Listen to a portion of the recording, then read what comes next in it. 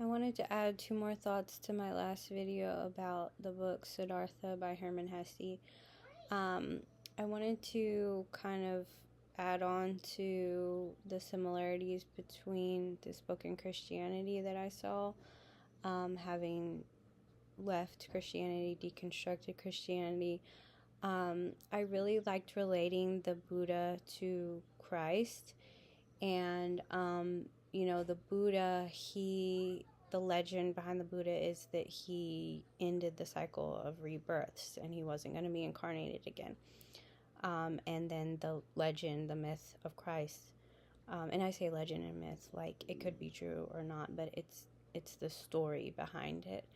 The legend, the myth behind Christ is that he destroyed death and the grave. He had victory over death and the grave through the resurrection, and so then all people can follow him in the resurrection, have the same way he did. So, and it's through their teachings, through the gospel that they bring, the message that they bring, that they show people how to follow them in this ending of death. And you do it through your eyes being opened and enlightenment, and you follow them. So I thought, the Buddha shows victory over death, Christ shows victory over death. They're very similar in many ways.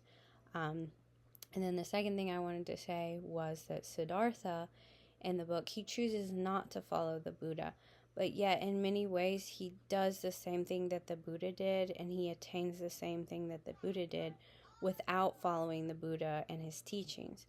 And so I see that as kind of what I'm doing now. I'm not necessarily following Christ and becoming a Christian like the way that religion would say that you need to do it. But in a way, I am becoming more Christ-like. I'm doing the same thing that Christ did. And it has a lot to do with your journey, your own personal journey. And so I think that's really what Christ wanted, and the message of Christ is through your own personal journey of loving, selfless loving your neighbor as yourself, loving God with all your heart, soul, and mind. And God is omnipresent. He's everywhere. So that means everything, nature, your neighbor, that's all God. So having that reverence and love for everything and yourself also as a reflection of God, that's following Christ and just honoring yourself and your path and your own experience, your spiritual experience, because it's unique. And I don't necessarily need to follow the teaching, follow the spiritual teacher, Jesus, in order, or the way the world says to follow him, like, oh, you need to confess Jesus as your Lord and Savior and believe on him and then you're saved.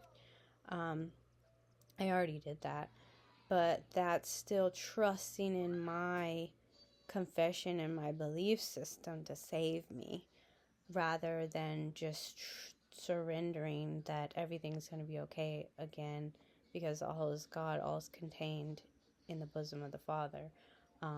So I'm not going to just fall off into hell because I didn't believe the correct thing, or I wasn't born into the correct religion. So yeah, I like how Siddhartha does that. He,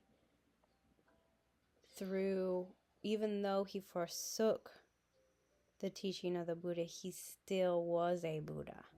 So even though you can forsake the teaching of Christ, you still are a Christ in many ways. You still are a son of God, a Christ-like person, even though you're not a Christian. So yeah, I really liked seeing that in the book.